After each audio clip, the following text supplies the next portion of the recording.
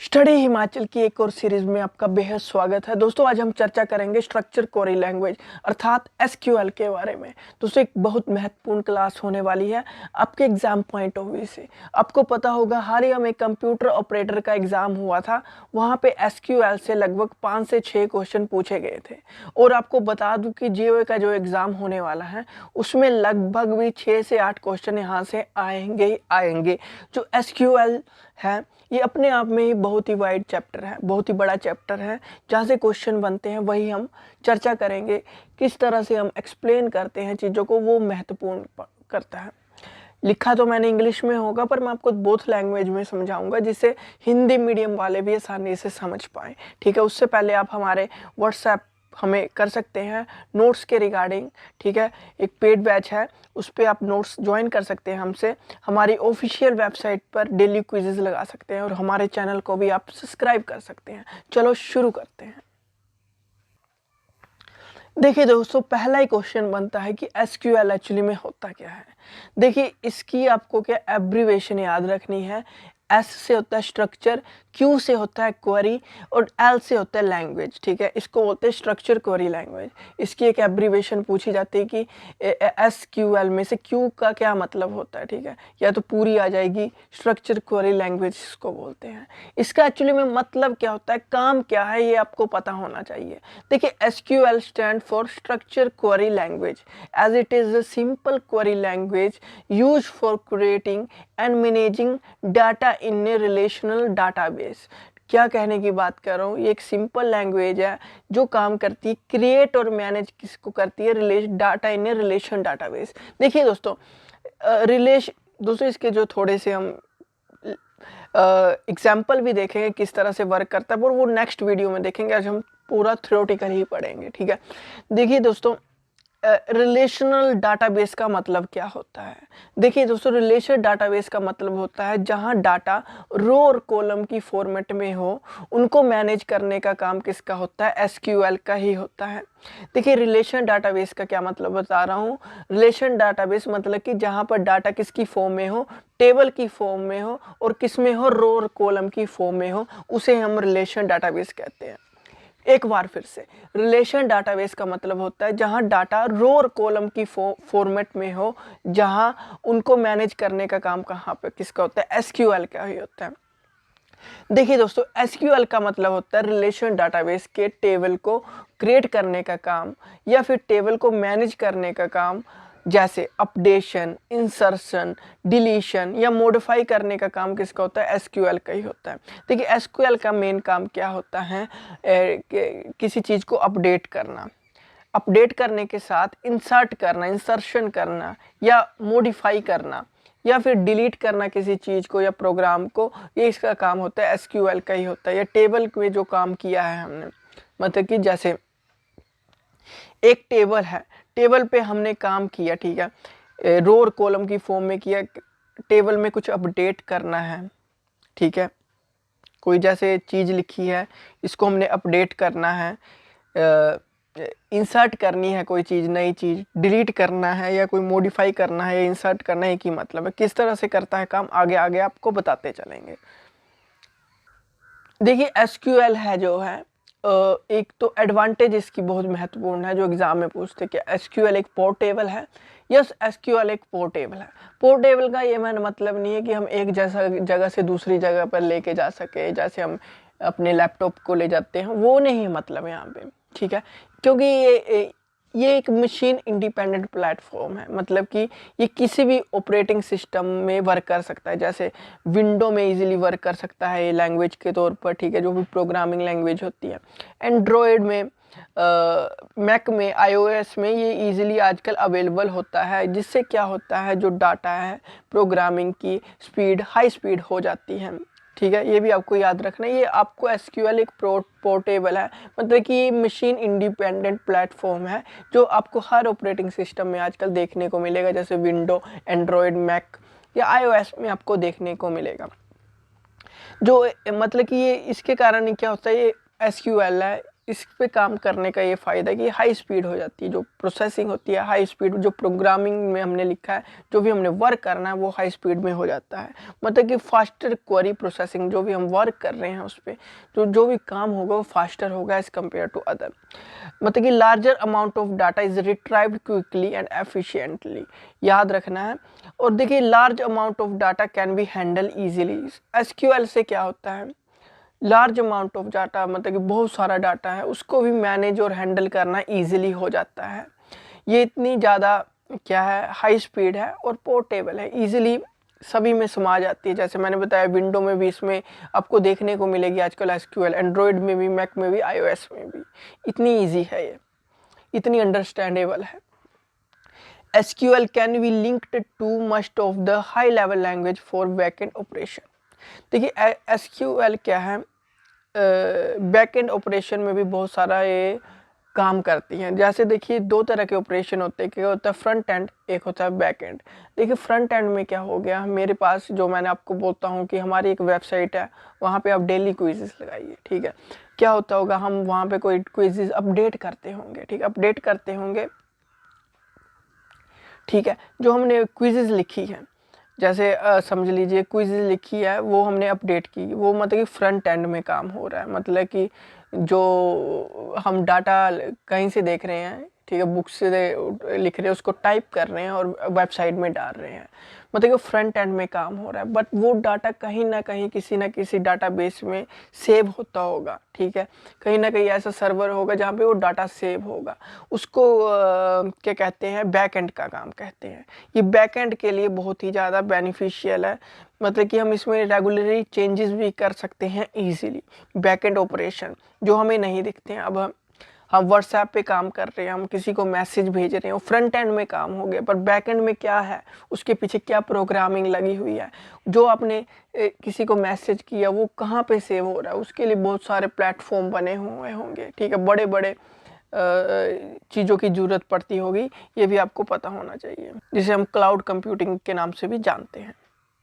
तो दोस्तों ये याद रखना है कि एसक्यूएल के एडवांटेज पोर्टेबल है, हाई स्पीड है, large amount of database easily handle करता है, और ये बैकएंड जो भी हाई लेवल लैंग्वेज के साथ मिलके जो बैकएंड ऑपरेशन होता है वो इजीली परफॉर्म कर लेता है। कौन, एसक्यूएल। ये भी आपको याद रखना है। ये कुछ 4 चीज़ें थी जो आपको याद ही रखनी पड़ेंगी। आगे देखते हैं। देखिए दोस्तों एसक्यूएल में 4 तरह की स्टेटमेंट आती है जो आपको याद रखना है। एक तो आती है डीएमएल, इसकी एब्रीवेशन पूछी जाती है, देखना जरा परीक्षा एग्जाम में पूछी भी गई थी, जिसको बोलते हैं डाटा मैनिपुलेशन लैंग्वेज, ठीक है, डाटा में हेरा फेरी करना, डाटा मैनिपुलेशन लैंग्वेज। डीडीएल का मतलब होता है डाटा डेफिनेशन लैंग्वेज। डीसीएल का मतलब होता है डाटा कंट्रोल लैंग्वेज। डीटीसीएल का होता है ट्रांजैक्शन कंट्रोल लैंग्वेज। इसकी एब्रीवेशन भी पूछी जाती है, ये भी आपको याद रखना है, एग्ज़ाम पॉइंट ऑफ व्यू से बहुत महत्वपूर्ण है। जो एग्ज़ाम में क्वेश्चन बनते हैं वो ज़्यादातर कहाँ से बनते हैं, एक तो बनते हैं डीडीएल से, याद रखना, एक बनता है डीसीएल से, डीसीएल से भी इतना नहीं बनता है, ज़्यादातर बनता है डीडीएल और डीएमएल, बस डीसीएल भी याद रख लेना है, मतलब टीसीएल से क्वेश्चन नहीं बनता है, एब्रीवेशन पूछी जा सकती है। देखते हैं किस तरह से। देखिए जो कमांड है, जो एसक्यूएल लैंग्वेज यूज़ हो रही है, स्टेटमेंट है, जैसे डीएमएल है, डीडीएल है, डीसीएल है, टीसीएल है, उसमें जो कमांडें यूज़ हो रही है कौन सी हो रही है। देखिए दोस्तों डीएमएल में होती हैं, इसमें लिखा हुआ है, आपको ईजिली दिख रहा होगा, जो डीएमएल में यूज़ होती है select command, insert command, update और डिलीट कमांड। उसी तरह डीडीएल में होती है क्रिएट, अल्टर, ड्रॉप, और एक और होती है डीडीएल में, कौन सी याद रखनी है, जो अपनी क्रिएट, अल्टर, रीनेम की भी इसमें यूज़ होती है, रीनेम की। एक होती है डीसीएल जिसमें ग्रांट और रिवोक होता है। टीसीएल में होता है, टीसीएल में ज़्यादातर जो यूज़ होती है वो यही होती है कि किस तरह से बिगेन, ट्रेन, कमिट, ट्रान और रोल बैक। इसमें जो बड़ी महत्वपूर्ण है वो है रोल बैक, ये बड़ी महत्वपूर्ण है इसमें, ये आपको याद रखनी होगी। हम आगे पढ़ते हैं किस तरह से, चलो देखते हैं। देखिए DDL command contain, DDL contain command that are used to create table, view, etc. Some DDL statements are create, alter, drop, rename, ठीक है। डाटा डेफिनेशन में कौन कौन सी आती है? क्रिएट, अल्टर, ड्रॉप और रीनेम। देखिए जरा, डीडीएल कमांड होती है जिसे हम बोलते हैं डाटा डेफिनेशन लैंग्वेज। ये ऐसी कमांड होती है जहां डाटाबेस के लिए टेबल क्रिएट करते हैं, मतलब कि जहां डाटाबेस के टेबल क्रिएट होंगे, मतलब कि हम एक स्ट्रक्चर बनाएंगे जहां हमने सारा डाटा फिल करना है। जैसे हमने ये टेबल बनाया, ठीक है, डीडीएल में एक टेबल बनेगा जहां पे हमने क्या करना है, सारी कमांडें फिल करनी है या डाटा फिल करना है, वो डीडीएल का काम होता है। जैसे हमने कोई डाटा क्रिएट किया, ठीक है, क्रिएट किया, न्यू टेबल बनाया, वो किसका काम होगा? क्या काम होता है? डाटा को एक टेबल बनाने का काम किसका होता है? वो डीडीएल का ही होता है। मतलब कि एक न्यू टेबल क्रिएट करने का काम किसका होता है? डीडीएल का होता है। अल्टर का मतलब होता है, ये देखिए अल्टर आया, alter statement can add a column, modify A column, drop A column, rename A column और रीनेम ए टेबल। देखिए दोस्तों, अल्टर का काम होता है कोई चेंजेस करना। चेंजेस करना किसका काम होता है? अल्टर का काम होता है कि आपने कोई कॉलम में कोई मॉडिफिकेशन करनी है, कोई चेंजेस करने हैं, ठीक है। जैसे हमने राहुल नाम लिखा है किसी टेबल में, हम मान के चलते एक टेबल है, यहाँ पे हमने कहीं राहुल नाम लिखा है, उसको चेंज करके हमने अभिषेक करना है, वो किसका काम होता है? डीडीएल का ही होता है, डाटा डेफिनेशन लैंग्वेज का। ड्रॉप ए कॉलम, रीनेम ए कॉलम और रीनेम ए टेबल, ठीक है, टेबल में दोनों रो और कॉलम दोनों आ जाएंगे, ठीक है, उसको अल्टर करने का काम डीडीएल का ही होता है। देखिए ड्रॉप, ड्रॉप मतलब कि, देखिए ड्रॉप का मतलब होता है, ड्रॉप का मतलब होता है डिलीट करना। पर डिलीट क्या करना है? पूरा डाटाबेस क्या करना है पड़ेगा? डिलीट करने का काम ड्रॉप का ही होता है। एक टेबल बनाया है उसको, या टेबल को पूरा डिलीट करना, या कि उसके इंडेक्सेस को, एक रो को पूरा डिलीट करने का काम किसका होता है? ड्रॉप का। मतलब कि ये डीडीडी डाटा डेफिनेशन लैंग्वेज के अंडर ही आता है। इसकी हम आगे आगे चल के हम पूरा तरीके से क्या करेंगे, हम पूरा एक प्रो एग्जाम्पल के तौर पर देखेंगे। अभी हम सिर्फ डेफिनेशन ही देख रहे हैं, ये भी आपको याद रखना पड़ेगा। ठीक है दोस्तों, अल्टर और रीनेम का मतलब एक ही होता है, मतलब चेंज करना, ठीक है। और ड्रॉप तो मैंने बता दिया कि पूरा एक डाटाबेस को डिलीट करने का काम किसका होता है? डीडीएल का होता है, जिसे हम ड्रॉप के नाम से जानते हैं। चलो आगे देखते हैं, नेक्स्ट डीएमएल देखते हैं। देखिए डीएमएल का मतलब होता है data manipulation language. Data manipulation language, DML का मतलब होता है कोई उसमें हेरा फेरी करना, हेर फेर करना, चेंजेस करना, कुछ मैनिपुलेट करना, वो किसका काम होता है? डीएमएल का होता है। इसमें कई तरह की कमांड आती है, जैसे सेलेक्ट आती है, इंसर्ट आती है, अपडेट आती है, डिलीट आती है। देखिए सेलेक्ट कमांड का क्या काम होता है? किसी डाटा को देखने का काम होता है सेलेक्ट कमांड का। मतलब कि the select statement is use to select record from the table with और विदाउट ए कंडीशन। कंडीशन के साथ भी हम सेलेक्ट कमांड से किसी रिकॉर्ड को चेक कर सकते हैं, विदाउट ए कंडीशन से भी हम किसी रिकॉर्ड को चेक कर सकते हैं। अब मान के चलिए हमारे पास राहुल नाम से कोई रिकॉर्ड है, राहुल है, उसका नाम है राहुल का रोल नंबर 101 है, ठीक है, वो क्लास 8th में पढ़ता है। इसी तरह से हमारे पास हजारों क्या है एक एग्जांपल ले रहा हूँ, ठीक है, रिकॉर्ड पढ़े हुए। अब हमें पर्टिकुलर राहुल का पता करना है वो किस क्लास में है, तो आप कंडीशन के साथ भी कर सकते हैं और विदाउट कंडीशन के साथ भी इस राहुल को चेक कर सकते हैं वो कौन सी क्लास में है, ठीक है। वो किसका काम होता है? वो होता है सेलेक्ट कमांड का, जिससे हम हजारों में से उसी जगह पर पहुंच जाए जहाँ पे हम पहुंचना चाहते हैं। देखिए इंसर्ट का काम होता है कुछ चीज़ इंसर्ट करना, मतलब कि कुछ मतलब कि कुछ नई चीज़ ऐड करने का काम क्या होता है? इंसर्ट करना, मतलब कि नई चीज़ें ऐड करना उसके बीच में, वो काम होता है डीएमएल का ही। किस कमांड के थ्रू? इंसर्ट कमांड के थ्रू ये काम होता है, या इंसर्ट स्टेटमेंट के थ्रू ही ये काम होता है, ठीक है। अब अपडेट करनी है कोई चीज़, आपको लगता है अब राहुल 9th क्लास में हो चुका है, तो हमने वहाँ पे 9th करना है कि अपडेट करना है, ठीक है। 9th, अब 8th क्लास तो हो चुकी है, अब राहुल 9th क्लास में हो चुका है। अब वहाँ पे जो क्लासेस है वहाँ पे हमने 9th क्लास लिखना है, तो अपडेट करने का काम भी किसका होता है? डीएमएल का होता है, जिसे बोलते हैं data manipulation language. Update statement के थ्रू हम उसे कर सकते हैं। वैसे डिलीट का काम है, किसी रिकॉर्ड को डिलीट करना है, ठीक है, वो किसका काम आता है? डीएमएल का ही आता है। डाटा मैनिपुलेट करना मतलब चेंजेस, हेरा फेरी करना, इसका काम ही है।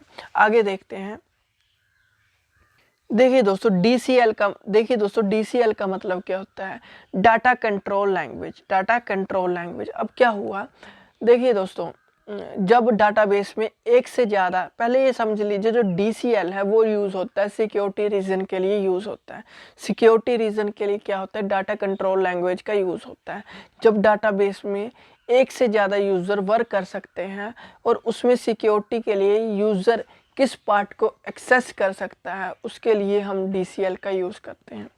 जब डाटाबेस में एक से ज़्यादा यूज़र वर्क कर रहे हैं, ठीक है, डाटाबेस में कई सारे यूज़र वर्क कर रहे हैं, उसमें सिक्योरिटी के लिए यूज़र किस पार्ट को एक्सेस कर सकता है, उसके लिए हम DCL का यूज़ करते हैं। मतलब कि हमारे पास एक वेबसाइट है, समझिए इस तरह से वेबसाइट है, ठीक है, मैंने हर डिपार्टमेंट बना दिए गए हैं कि न्यूज़ का काम जो पकड़ेगा वो अभिषेक काम करेगा, मतलब डेली अपडेट न्यूज़ का काम करेगा, और राहुल जो करेगा वो कंप्यूटर की डेली क्विज़ेस हमारी वेबसाइट पे लिखेगा, ठीक है। अभिषेक करेगा डेली वेबसाइट पे काम करेगा, मतलब कि वेबसाइट, देखिए हमारे पास एक वेबसाइट है, अभिषेक का काम हमने बांट दिया, राहुल का काम हमने बांट दिया कि वो डेली न्यूज़ लिखेगा, न्यूज़ को अपडेट करेगा वेबसाइट पर।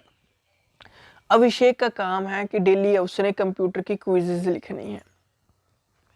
बट क्या हो रहा है, राहुल को सिर्फ परमिशन है हमारी वेबसाइट पे जो न्यूज़ का लोगो है, ठीक है, न्यूज़ का जो बना हुआ है पेज, उसी को ही वो एक्सेस कर सकता है। ना तो वो कंप्यूटर की क्विज में कुछ चेंजेस कर सकता है, ना कोई डिलीट कर सकता है। उसका काम है सिर्फ अपडेट करना न्यूज़ को, उसी पेज पर जा सकता है राहुल, और किसी पेज पर नहीं जा सकता है। मतलब कि एक सिक्योरिटी प्रोवाइड कर दी गई है, राहुल किसी और वर्क को छेड़खानी नहीं कर सकता, सिर्फ न्यूज़ ही कर सकता है। उसी तरह से अभिषेक को भी सिर्फ कंप्यूटर में MCQ के लिए जगह दी गई है काम करने के लिए, कंप्यूटर का जो पेज बनाया गया है उसी पे काम कर सकता है। वो अभिषेक जो राहुल जो काम कर रहा है उसको वो देख नहीं सकता, ना चेंजेस कर सकता है। मतलब कि एक सिक्योरिटी प्रोवाइड कर दी गई है यूज़र को कि उसी चीज़ को वो एक्सेस कर सकता है।